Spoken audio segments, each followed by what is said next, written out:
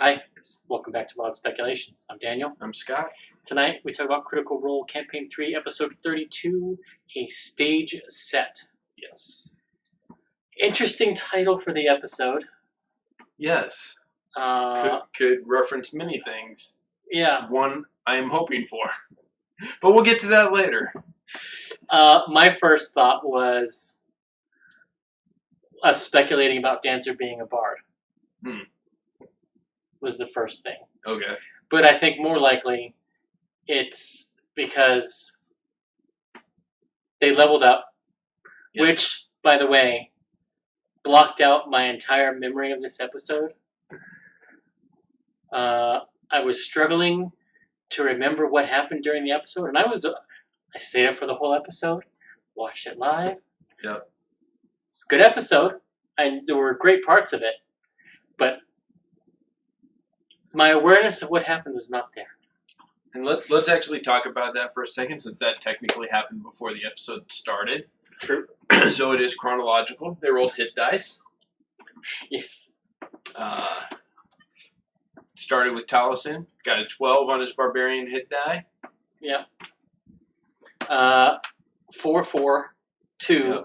Yep. Yeah, Liam continually rolls in the range of a wizard for his fighter. He's still got some Caleb going on in there.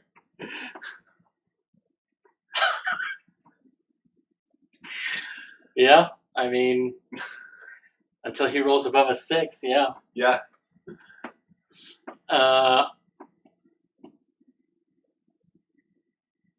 Sam rolled a 6, I think? Yes. And Marisha took a level of Warlock. So thankful. Third level. I've been wanting that since episode 1. I said in our first episode, she needs to get that third level in Warlock, go Pact of the Chain. We don't know if she did or not. We didn't get any indicator of what pact she did. But then Pate can come alive. I think Pate coming alive, becoming her familiar, makes the most sense. Yeah. It goes perfectly with them just launching a Pate plush on the... Yeah. So you can have your own familiar. Yeah, Roshi is waiting for a good time. Although I would argue there was a moment at the end of this that would have been a great time for some... Well, she needs to buy the components for the spell. It's true. Is the thing. Because they're so strict on components in this.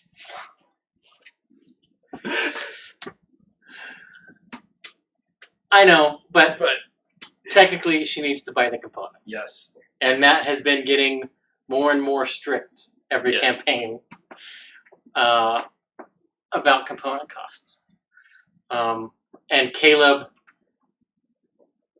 last campaign, was so very good about it that he would pre-buy all of his Find Familiar components so that he knew how many times he could change Frumpkin. Yes. So... Yeah, and we were just talking, the only other pack that would work would be a talisman and have some shiny rock bauble with everything going on with rocks and gems. I think an argument can be made for Tome. Only because it's Delilah. Yeah. Delilah was a wizard. Yeah, that's true. But I think for what Laudna has been played as, Chain makes the most sense. It goes Chain, Talisman, Tome, Blade for the... Yeah. In order of makes sense and more, But I just wanted to be Chain. I just want Pate to, be there. Well, the other great thing about it being Pact of the Chain, potentially, is somewhere down the line, Laudna is to Pate what Delilah is to Laudna. Oh. Because Pact of the Chain, as long as your familiar is on the same plane of existence, you can look through them. Yeah. That's gonna be fun. So now, if Delilah's looking through Laudna, who's looking through Pate, is she actually seeing through Pate as well? Does this daisy chain? Yeah. That's gonna be so much fun. And then Travis throwing shade. The longest-lived blood hunter in history. Yes. Which means he has the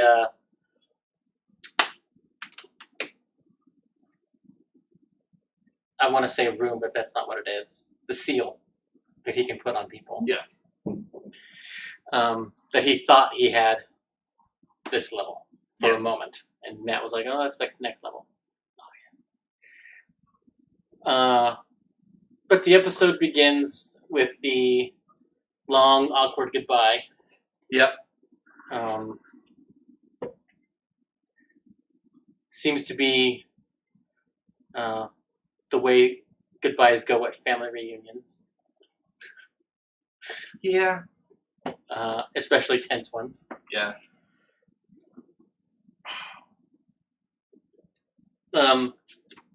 They decide to reach out to Dancer. And there's debate about what should happen, who should do it. Yep. How best to facilitate a meeting, how much to lie, how much to tell the truth, which each of them weighing in their own ways. And what they come up with is, we got your automaton, we're thinking about disassembling him. Do you want parts? Yeah. We're in Bosphorus, can we meet? Well, I don't know which automaton you mean, but and she gives her location. They go, and I'm skipping over one of the best parts in the episode. Well, in the early episode, Imogen saying we're gonna disassemble him, and Sam going, yeah, what? And in my head, I was like, I started saying the short circuit line, no disassemble. FCG alive. Yeah. Yeah, Johnny 5 alive, no disassemble. Which Matt made the same joke about 8 minutes later. This is the weirdest short circuit reboot I've ever seen. Yeah, they've made short circuit jokes a couple of times with him. Yeah. But Orm and Imogen go to interface with Dancer. Yes. And take the buzzsaw. As proof of life, maybe, or proof of... It's the fingertip in the napkin. Yeah. Almost literally. I mean, technically it's the whole forearm, but same concept. Yeah. The star under the eye. I was like, oh, yeah. Bard. And I also was thinking, Gyms! I'm sure Sam and Marisha were too.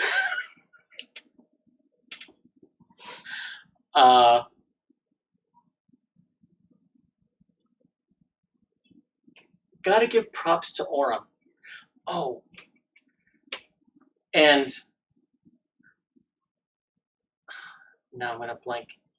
I think it was Tosh on YouTube pointed out that Butcher was a better parallel to the speech we got out of Orm last time. We're all fuck ups, but we're better together, kind of thing. I just wanted to get that out. Sorry, off track.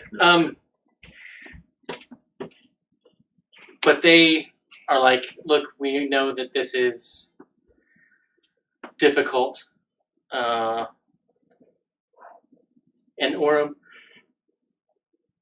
is like, look, you can have this but I do hope you give it back, kind of thing, about the saw. And she goes out to meet them, and FCG's like, I'm yours if you want me. Yeah.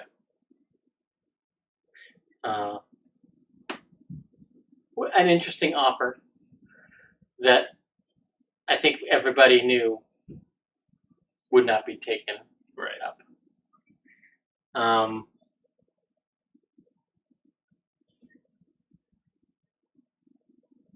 I'm waiting for the emotional fallout of that within Bell's Hells, because he did not express that sentiment. Yeah. Leading up to this, and especially considering some of the things we're going to talk about near the end of this episode. So yeah, it will be interesting if there isn't, because there may not be. I think there will, at least from Ashton, possibly from Imogen.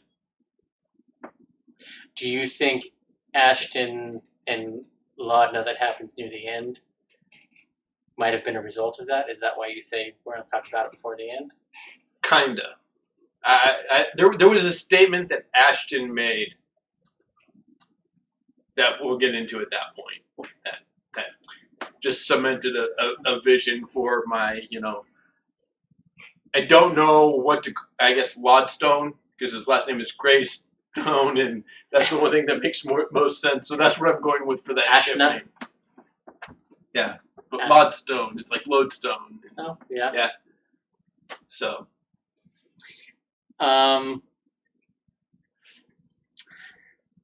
But she tells them how to pull the plug. Literally. Yep. And they are like, well, we should go talk to somebody about this. And I loved Chetney and Laudna paying off Laudna. Yeah. And I think it's there was a couple good interactions between them in that scene, like at the beginning. So you want the front or the back? Well, which do you? I like the back. Well, I'll take the front. Yeah. And the message. Yeah. Shit, is this what it's always like? Is I it want to hear freaking you out? sing. Oh, this is cool. Yeah.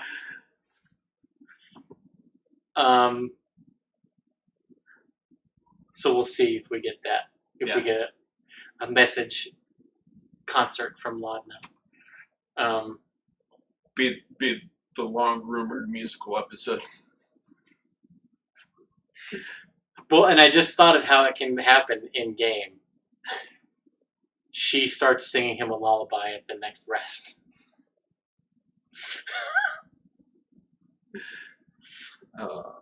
Yeah, so huge, some FCG lore dump. Yeah, and I thought it was funny that they went from talking about who was the nicest of the group to who was the oldest. Yeah. And messing around with Travis about, oh, you're not going to be the oldest one anymore. Yeah. How does it make you feel? I don't know.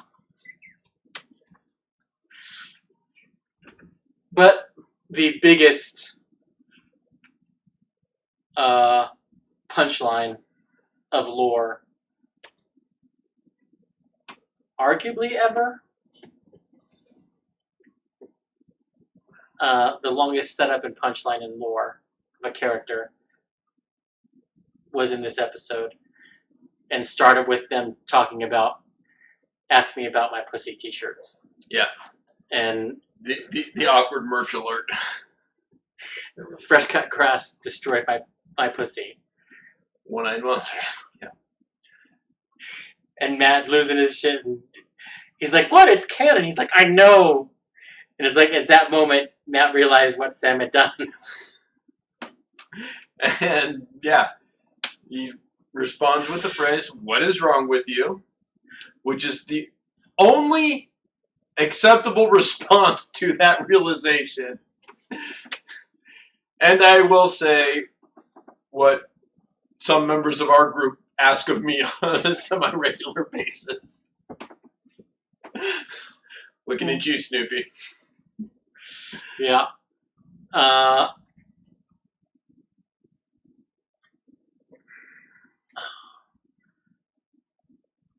So, Chetney getting paint. There are a lot of pigments that can only be made with metals or metal ore. Yeah. I don't know if he knew that or not, or cares. The funny thing to me was, metal rust would last forever. Nope, I'm done with this conversation. Fuck y'all. Does that mean we're all going to be getting painted? Let's not set the expectation. Just accept whatever I do. They're getting painted stuff. Yeah. At least his wife is getting something painted. Although he did paint, or was supposed to paint, Dorian's ship. Yeah. Because he was going to paint the broomstone blue. Yeah. So it's not like things have not been painted before. So yeah. But that just made me laugh because I was like, a lot of paints are made with metal. And particularly India black or iron gum. Oh, I was going to say lead during the time period. Well, lead serves a different function in pigments. And it serves more akin to the egg. Yeah. In egg tempera. It creates the sheen. But yes. That too. Which begs the question, how much does Chetney actually use paints? Yeah.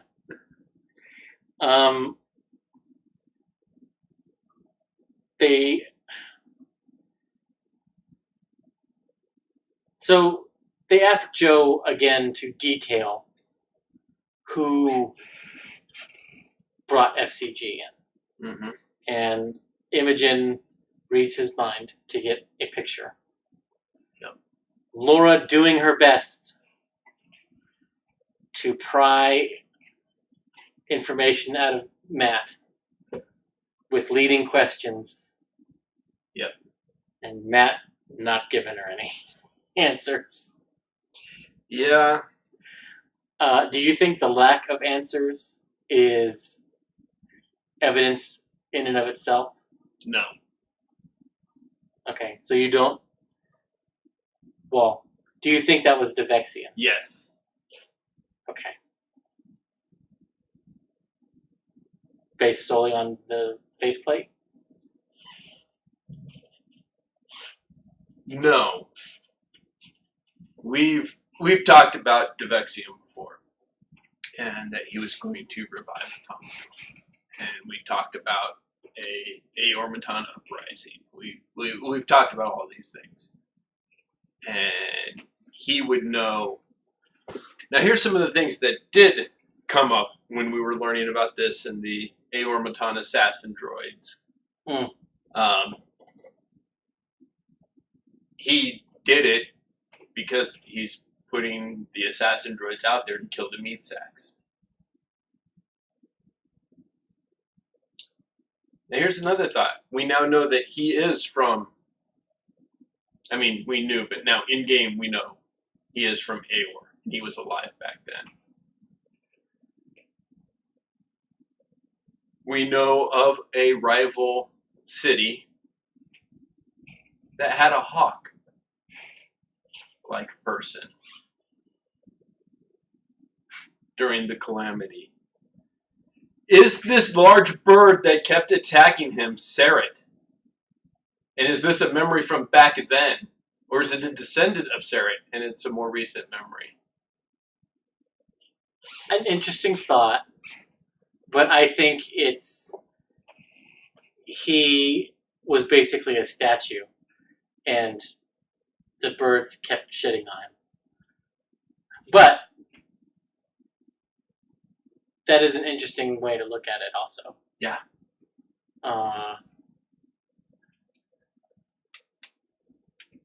That's kind of my headcanon right now.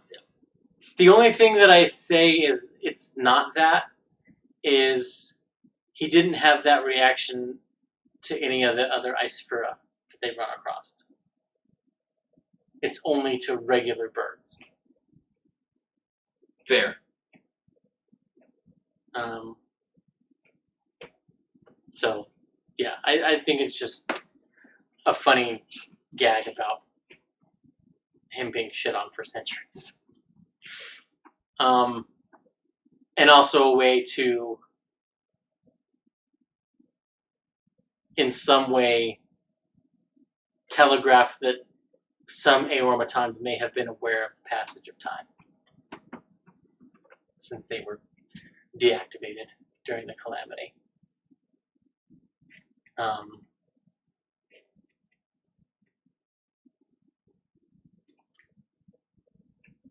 But Joe finally gets into FCG. Yeah, Dr. Stone, yeah, for sure. Some of it definitely has that feel. Yeah. Just as any digging through a post-apocalypse is gonna.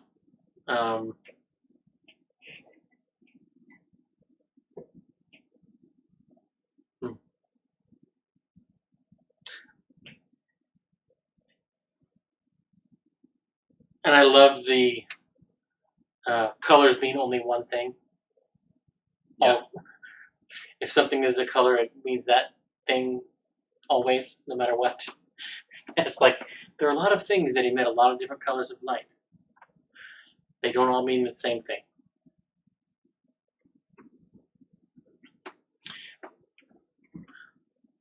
Which is arguably incorrect. Because when things emit or reflect light, it's because of what they're made of. Yeah. Interesting that internally his was violet. And his eyes go from blue to red. Yeah. And they were joking about, he has different ports and she didn't get everything in the right port. Reminded me of the Treehouse of Horror with the Krusty doll. Oh, someone just switched it to evil. Just flip the switch.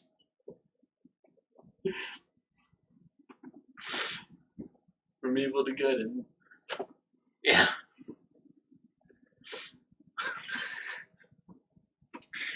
Like changing the batteries in your Teddy Rex bin. Or just not putting the Megadeth cassette in your Teddy Rex bin. Let's be honest, we all did it.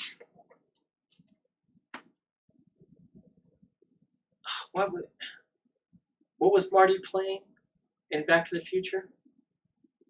Johnny Be Good? No, when he went to his dad in the cassette player. God, I don't even remember now. Oh, Twisted Sister. Sorry. Totally off topic. Anyway, but the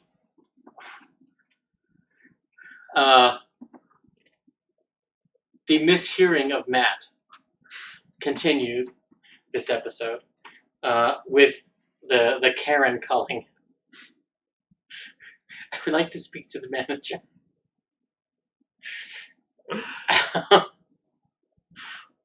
And it's like, oh,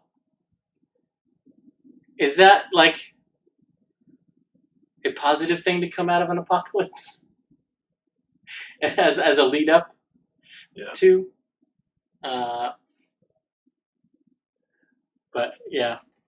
The next big thing which I think, in retrospect, was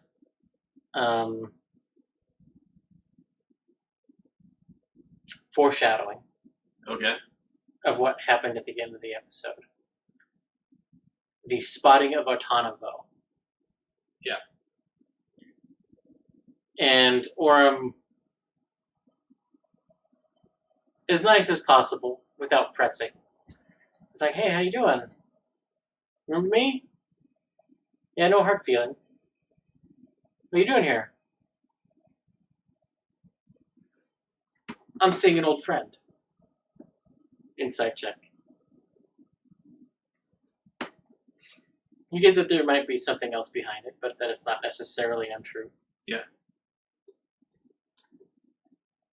And Liam going, okay, remind me, and he's going through Artanavo got Gurge for the Nightmare King, who was working for Treshy because they wanted stuff to happen so that the Paragon's call could come in.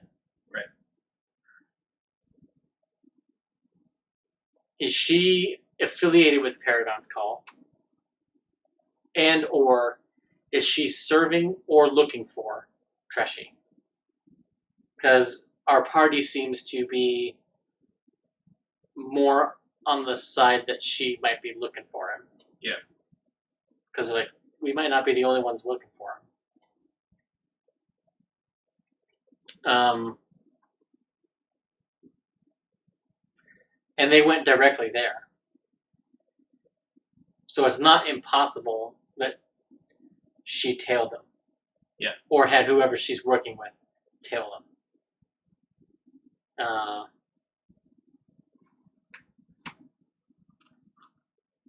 Orem flexing his new Battle Master ability. Yes. As Marisha said, this is the new what time is it? And in Liam's defense, you know, it is. You get a new ability, you want to use it. Well, and like, this is arguably the first time in any campaign they've infiltrated an organization with the intent of backstabbing him. Yes. So, like, having your Battle Master, getting a read on all these people, knowing how many hit points they've got, what their AC is, you know. Interesting thing I just thought of, speaking of new abilities, Ashton is a level 7 barbarian. Which now means he has advantage on initiative checks. And per Tasha's, when he enters a rage, as part of that bonus action, he can move up to half his speed. So the next combat's going to be fun. Mm. Oh, you're 20 feet away from them? Okay, I enter a rage and I move up to them and then I hit them. I take a full attack as my action. Yeah. And now I run away. Or move to the next guy. Yeah. Or you're 50 feet? Okay, I move 30 feet. I rage to move the extra, or 40 feet, I move to rage the extra, and then I pummel him. Which could pair nicely with some of his rage abilities. Yes. To control the battlefield. So that's going to be fun when that happens. Sorry, just my brain clicked to, oh wait, they all have, wait, barbarian. Yeah.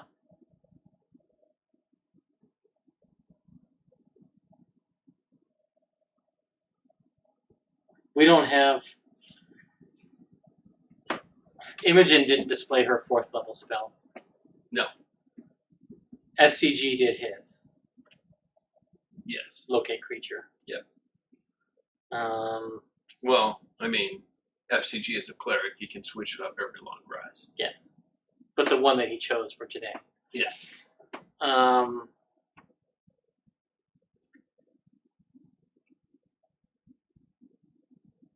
Fern did not. No. So that will be interesting to see what she pulls out first few rounds of this combat. Yep.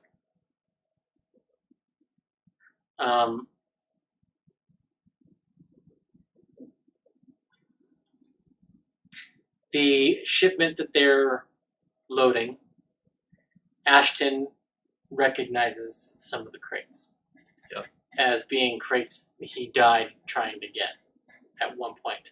Yep. Some of the crates have Treshy's name on it. Then they find out Treshy's being held in a prison cell. A nicely appointed one, but a prison cell nonetheless. Do you think that door is locked? Number one. Do you think, like we talked about, whether or not they were holding him hostage for money? Yeah. Because he was supposed to be their and the source of more funds. You know, I'm kind of thinking it's like the Blackbriars in Riften and Skyrim, where, you know, she's like the main person, the head of the family, but one of her sons is locked in prison until she says he can come out. And he's like made super comfortable in that cell. Super nice in there, well decorated. He's allowed to go, you know, but he doesn't get to choose when he leaves that cell. And when he does, he's always surrounded by guards.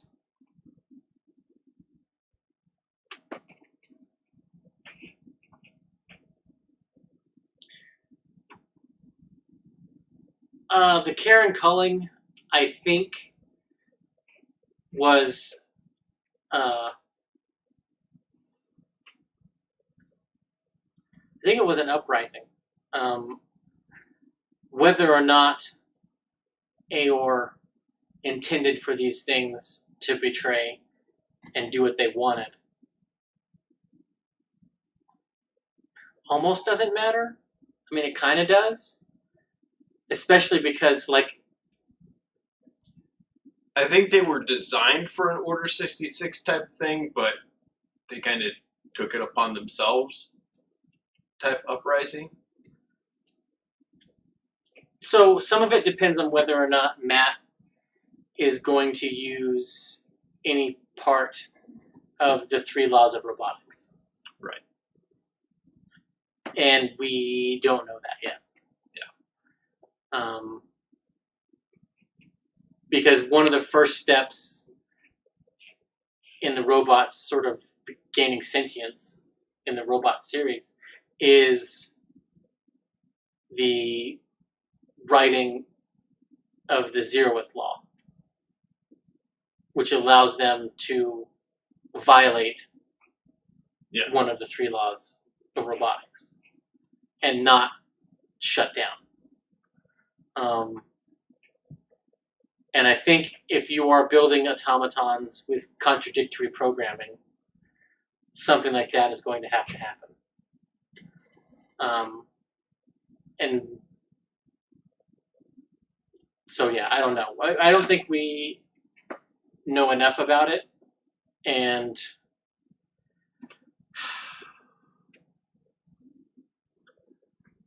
so when we're in there looking at the... Go ahead. Maybe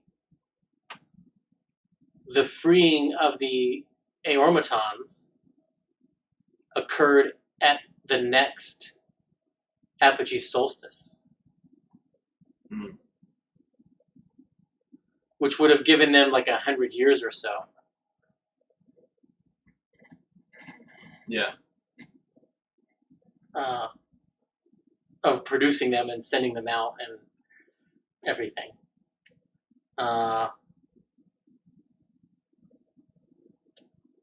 Which would mean so if that's the case, the next apogee solstice is when the divine gate goes up. And the end of the calamity. Yeah. And the divergence happens.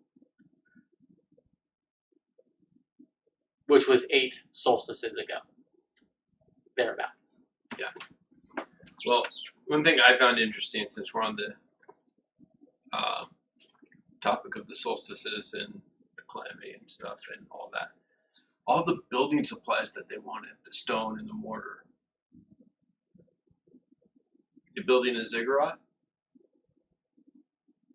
They are working with lewdness, and and he may or may not have access to at least some of Delilah's notes because she was also a member of the Cerberus Assembly and was looking into shit before she left.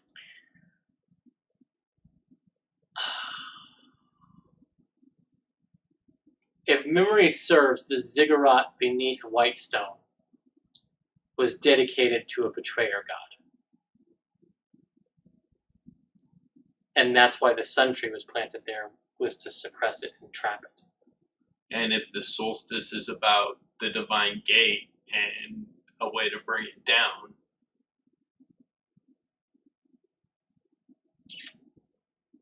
maybe. But Matt has seemed to indicate that it's more that they seem to be trying to build what the Nightmare King built. Something to see something about the moon. But it's also possible they're trying to recreate Leyren's astral layrite. Yeah. Or parallel create it, since technically no one who knew how it worked survived. No, technically, Sarah didn't know how it worked. His daughter was given all the information. In the public library, the astral layrite was not part of that. At least not as I understand it. Because she kept that separate from everything. Okay. The way I took it was that she was giving her all her stuff. I don't know what's giving Sarah Dollar all her stuff. Which means that knowledge got preserved. Yeah, maybe. And if it got passed on down the line, someone could have it today. Yeah. Yeah. But I think whatever they're building, I think, is on one of the potential confluences of the ley lines. And they want to control whatever's going to happen. Which does not negate my theory whatsoever. In fact, bolsters it. Ziggurats are holy places. They're temples of kind. They're about harnessing energy. Yeah. But I don't think you could build one in secret.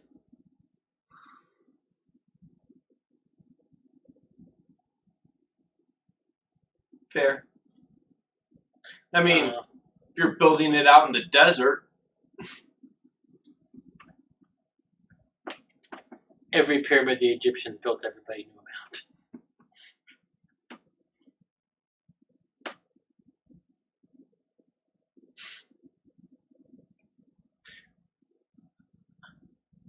Yeah, I don't know. It could be something that big, but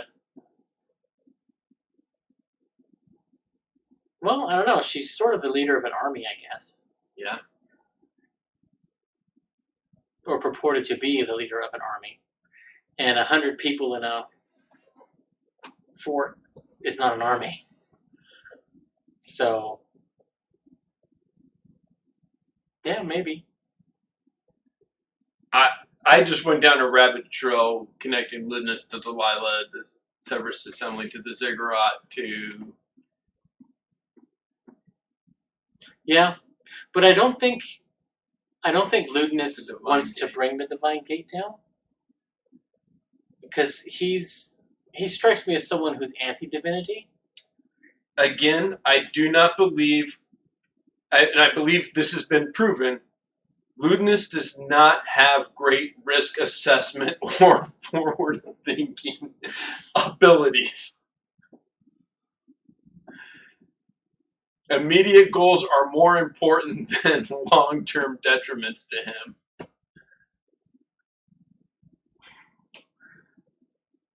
I think it's an elven thing with him. I think he concentrates on the immediate because he has faith that the long term will sort itself out.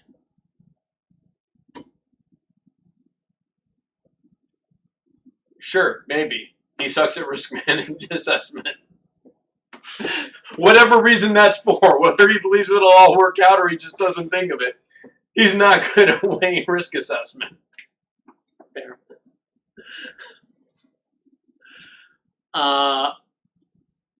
We get Chetney going on a scouting mission. Yes. Where he discovers the vault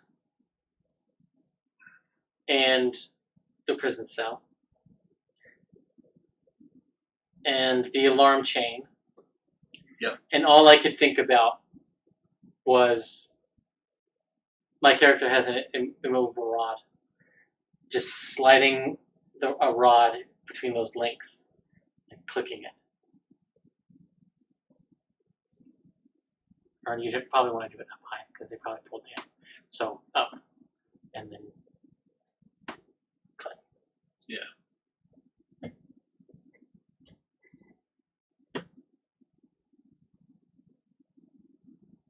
Yeah, I don't know if they can do that. Fern might be the best one to do it. In the sense that she's like the tallest. But she can't really sneak in. Not as herself anyway. So I mean, Orm with his Spider-Man-like acrobatics. yes, if they could get invisibility cast on Orm could secure that with any movable rod. Technically, Which Chetney can do that.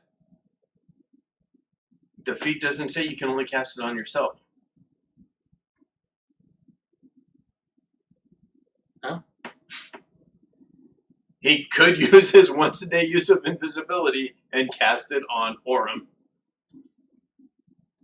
Except he's already used it today.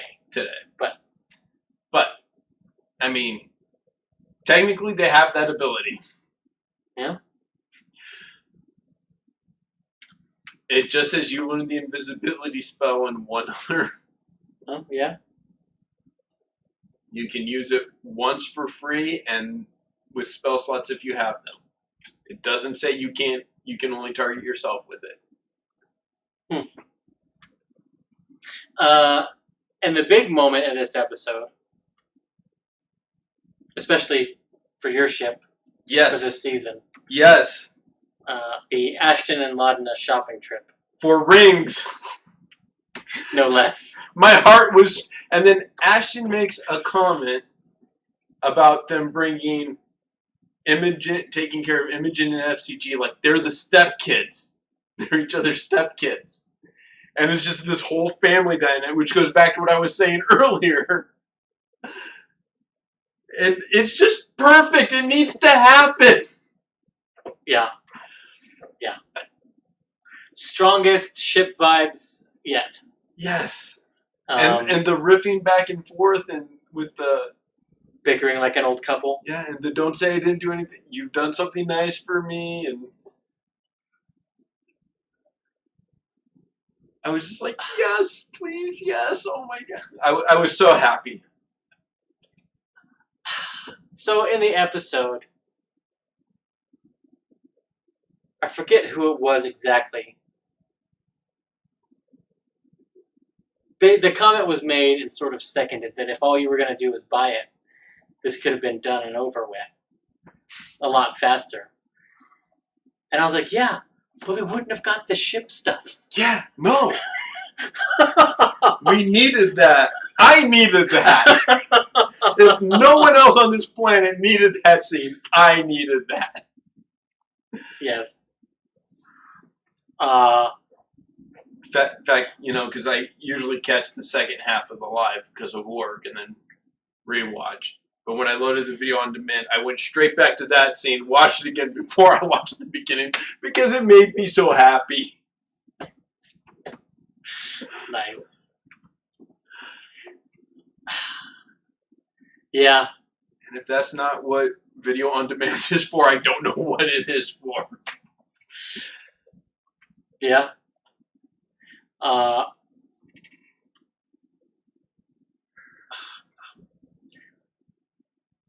And that's another reason to go with Lodstone, because the shippers that shipped them in Campaign 1 called him Kirolo. Her first name, his last name. Oh, yeah. So you're just continuing that tradition.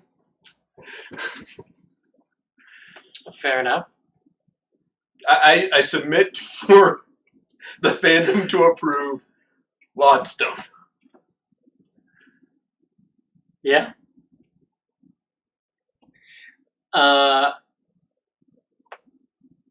They finally get together and are reviewing what's happened. Yes. Getting the debrief from Chetney. We got the ring. What are we gonna do? An alarm is raised outside. Yep. Everyone get out. We're under attack. Chetney, excited. It's like, fuck yeah.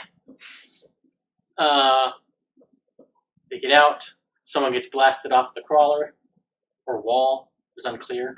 Yeah. It's a sandstorm. There's a bright flash. Dude hits the ground.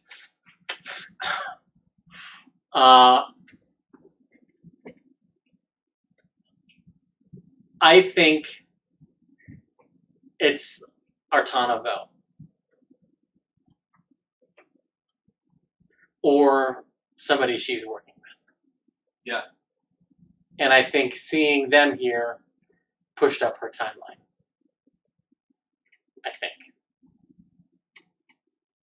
Or it was always going to happen when they came in, for whatever reason. Is Artana Vo still connected with Ira?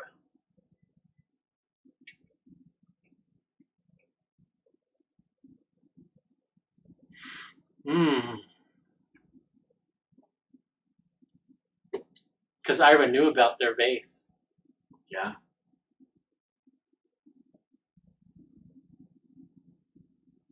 And could be wanting just to set them back. Yep.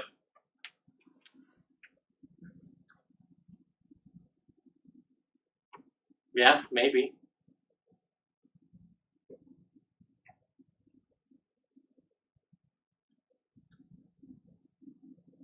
I wonder if Treshy thinks that Ira's dead.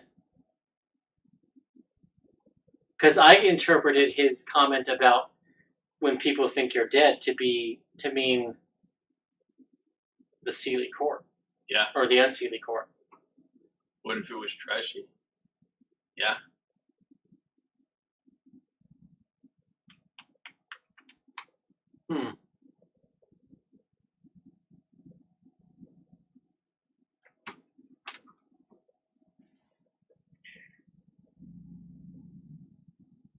I don't know.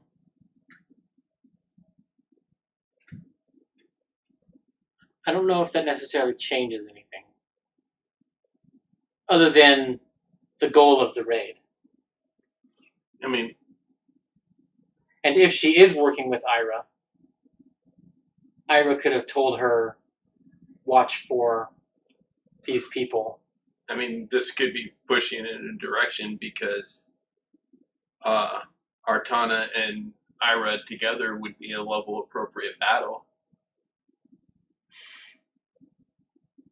Yeah.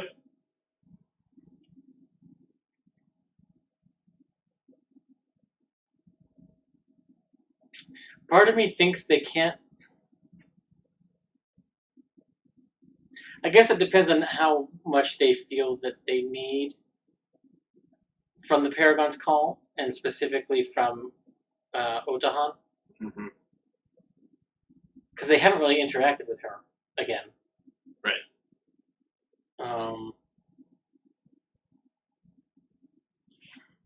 So,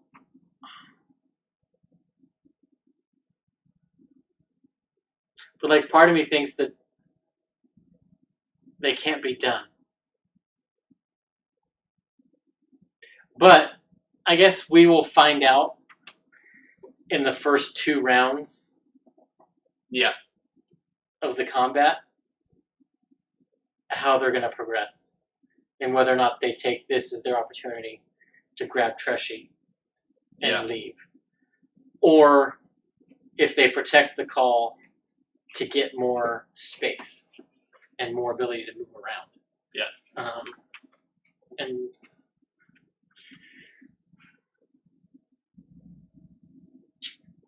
I don't know. My money is on the most chaotic option, which is they split the party. Half defends the fort, half tries to steal Treshy. That is on brand.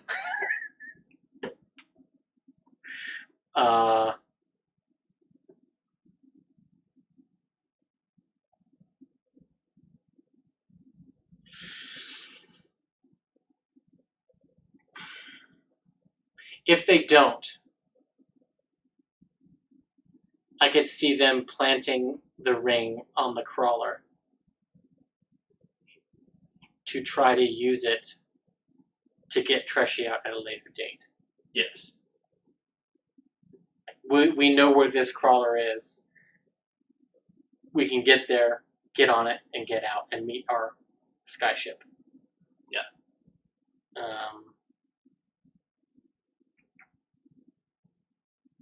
Because that's the other big what if. Because arguably, the longer that thing stays put, the more likely it is something bad is going to happen. Yeah. And I wonder if Matt has a ticking clock on that in the background. Possibly. I think that's Sam's worry, because he did mention, if we take Treshy back, we're going to miss out on all these other leads we found, which was my reasoning behind why Treshy might become an afterthought. Yeah. So.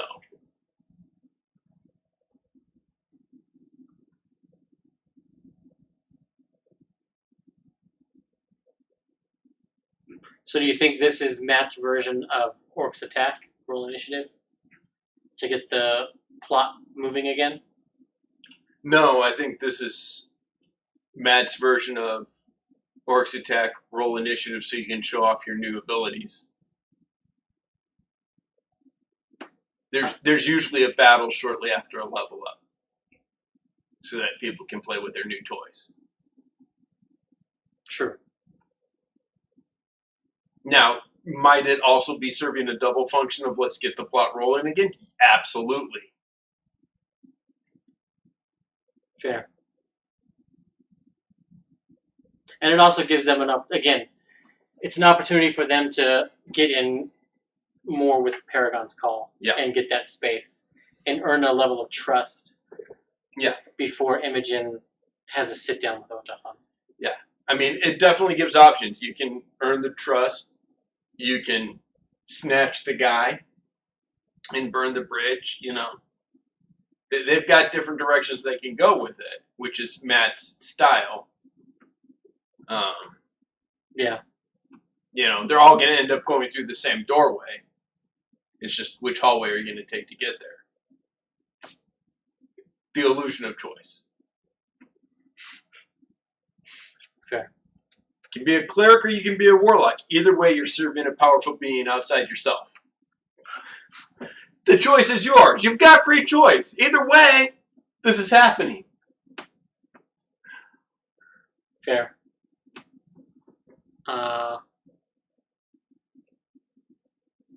Anything else? No?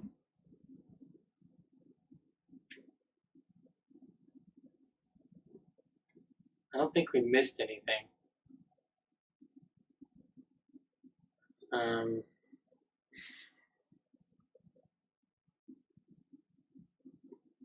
Yes, MVP.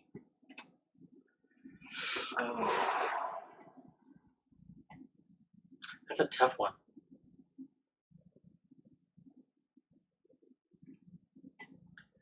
I kind of want to give it to Ashton.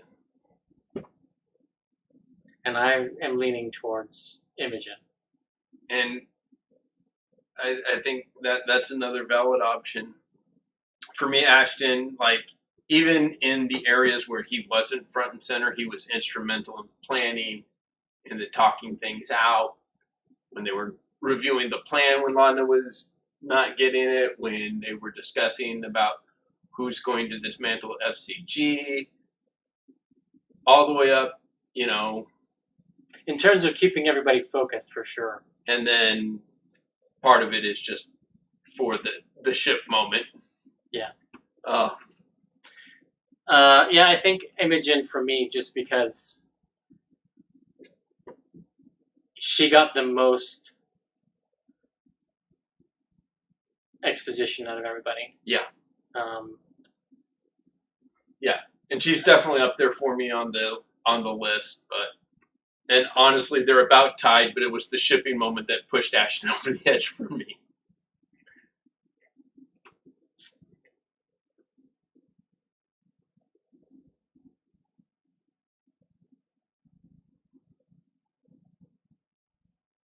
Yeah, I guess I could go with that.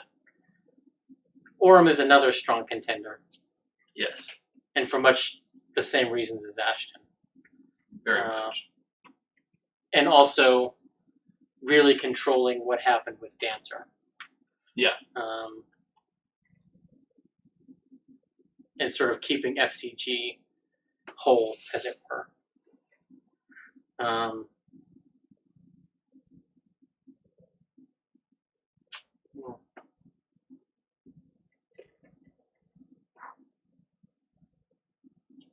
Yes, another very good point. I forgot about that, yeah. Ashton stepping in and stopping Fern from stealing. Yes. Which has been an Orem thing in the past. Yeah. So it's interesting to see some of the dynamics beginning to change. Yes. And who's sort of taking care of whom. And yes. And not to fangirl, but in that shipping moment, I just got it when Ashton was like, hey, you're kooky. I'm into the kooky, but everyone's got a lot of shit. No, you've seen no, I think I've only seen like one branch of a much bigger tree. I'm here for it, but I'm just like, yes, they're like an Addams Family couple. Yes. Yes. Yes.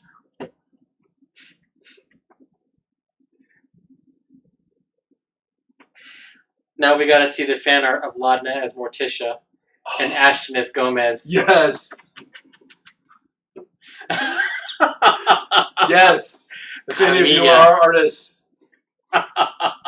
please. It worked for you when you wanted to see the art, please. Yeah, that's true. God, so does that make FCG Bogdalian Imogen Wednesday? Yeah, but I was thinking, who's the thing? Is that Orem or is that Chetney? I think that's Fern. Furry, mischievous. And actually, I think Orem's a better fit for Orem's a better fit for Lurch. Yes.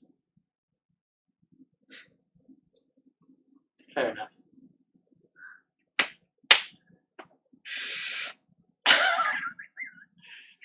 At any rate, we'll find out what happens in the first half, at least, of the episode this Thursday. And we will be here the following Tuesday to discuss it. Oh, yeah, Forsyth Live. Is that tonight? Yes. Oh, so we do have a hard out. So it is the first Tuesday. So yeah. So I think we'll leave it there and leave it about a minute early tonight. Sorry, but I think I don't want to drag this out any more than it needs to. Absolutely not. So until next week, guys. Take care of yourselves and each other.